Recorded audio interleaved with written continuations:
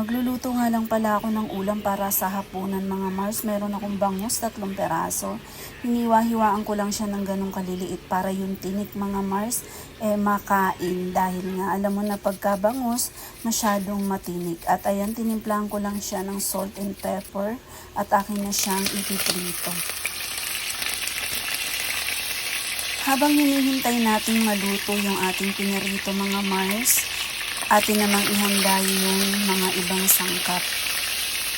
Kagaya ng sibuyas, luya, kaso wala akong kamatis pero okay na yan dahil meron naman akong 3 pangunahing sangkap. At ito nga yung aking lalagyan ko ng suka yung ating tahore at dudurugin na natin yan. Kagayan mga Mars na ibinabad ko lang, nakalagay sa ref.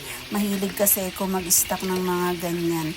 Kaya pala dahil magluluto pala ako ng ganitong ulam. At ayan, sa pinagprituhan ko mga Mars, dyan na rin ako naggisa. Binawasan ko lang ng mantika yan kasi masyadong madaming mantika. Alam mo na, iginisa ko lang dyan. Pinagsabay ko na yung ating luya at saka sibuyas at isinunod ko yung aking bawang kasi yung bawang ko mga Mars masyadong pino.